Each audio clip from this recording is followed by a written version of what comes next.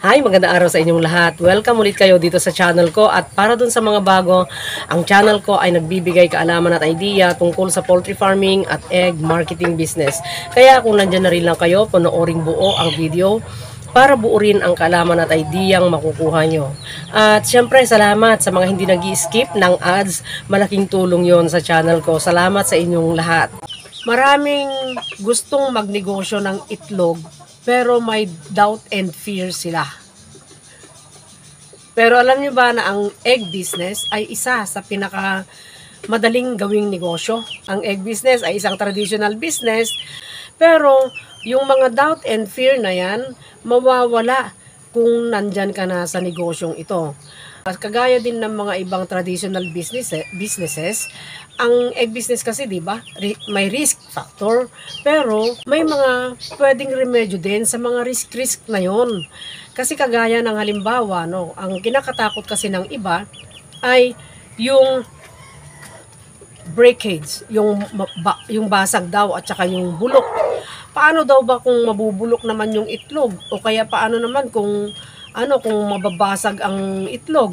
Naisip nyo, kung magnenegosyo ka ng itlog, alam mong perishable ang itlog, kailangan i-move mo kaagad. Kailangan ang goal mo ay ma-out mo kaagad, no? 'Di ba? Ibig sabihin, mabenta mo kaagad. Huwag kang bibili ng itlog na hindi mo mabebenta, na or hindi mo kayang ibenta.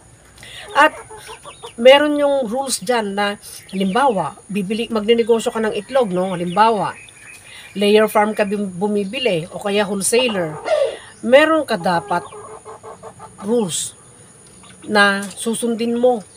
At iyon ay talaga namang kailangan. Number 1, check mo yung production date. Or yung kung wholesaler ka bumili, purchase date. Tanungin mo na rin kung kailan na produce yun dahil alam niya. Kasi ganito yon. Ang layer farm, once na nangitlog ang mga layer nila, titipunin yung itlog after classification, di ba? I-organize nila yon. Lalagyan ng date.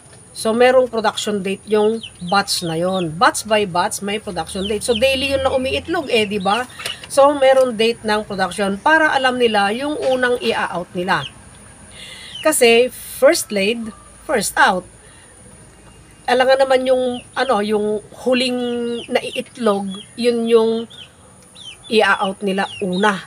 Dapat yung unang naiitlog, yun yung i-out nila una. Sunod-sunod dyan, no? So, yun ang unang i-check ninyo kung magnenegosyo kayo ng itlog at bumibili kayo sa layer farm. So, number 2, no? Na-check nyo na yung production date. Number 2, kailangan i-check mo na yung bad egg. Huwag dapat maihalo ang bad egg sa good eggs na binili mo. Kasi kung ang babayaran mong itlog ay good eggs, dapat ang ma-receive mo ay good eggs.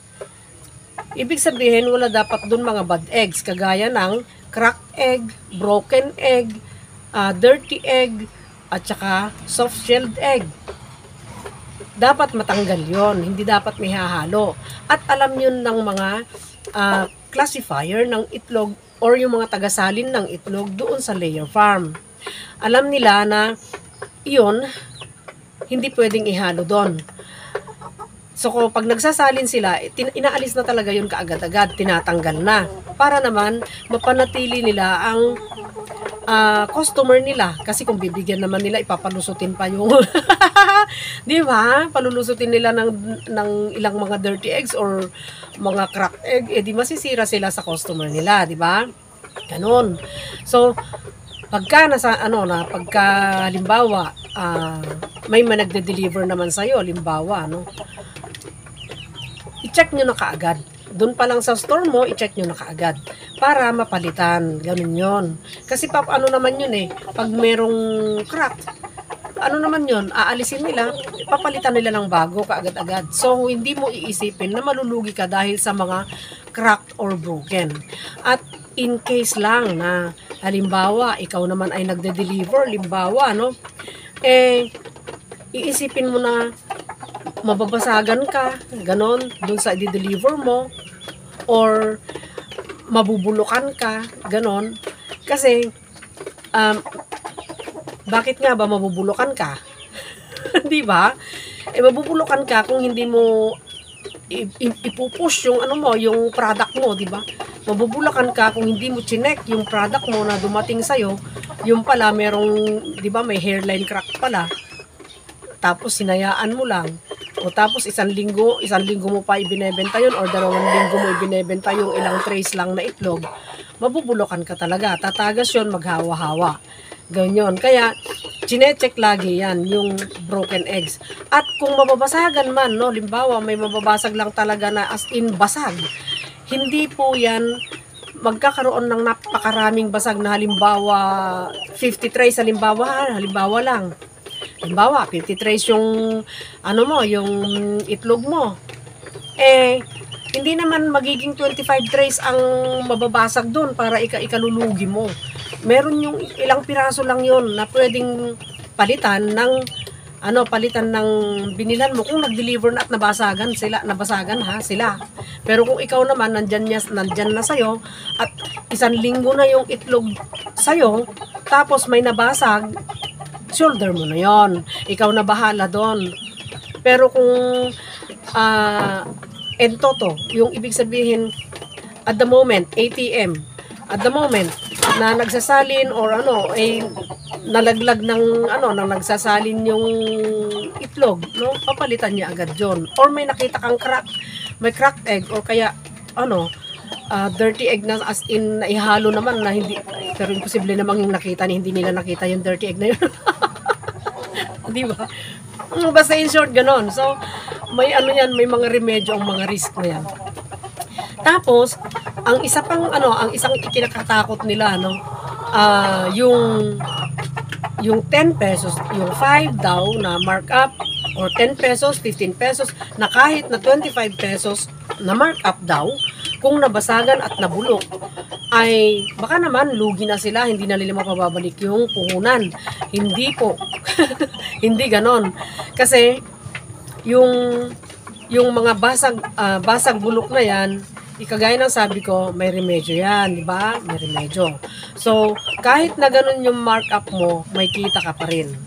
At maraming mga nagnenegosyo ng itlog na taon-taon nang ginagawa yung egg business na yan, at hanggang ngayon ine-enjoy pa rin nila yung kita nila dun sa egg business na yan, na kahit na mabasagan sila, alam nila na mababawi nila kasi hindi naman lagi-laging may basag at hindi naman napakaraming basag na kagaya ng 100 ng itlog yung mababasag sa bawat di ba, bawat delivery mo. So may remedyo lahat ang ngayon. Tapos nasa kasi yan nasa proper handling and storage. Kaya kung halimbawa maramihan kang bumili ng itlog, proper handling and storage ang sikreto doon para hindi ka mabulukan at hindi ka mabasagan. So hanggang dito na lang tayo. Sana nagkaroon ulit kayo ng idea tungkol sa egg business. Sana wag kayo matakot na magumpisa. Pag-aralan nyo lang ang negosyong ito. Pag nasanay na kayo, madali na lang para sa inyo. At kung hindi nyo pa napapanood yung video about proper handling and storage ng itlog, panoorin nyo. Hanapin nyo dyan sa mga playlist ko. At sana marami pang may inspire na magnenegosyo ng itlog. Madaling gawin kung masasanay ka na. Hanggang dito na lang muna tayo. At sana nagkaroon kayo ng idea sa video ito. At sana huwag kayong matakot na magumpisa kung gusto nyong mag-start na mag-egg business. Kasi kung nasanay na kayo, madali na lang ninyong gawin ito.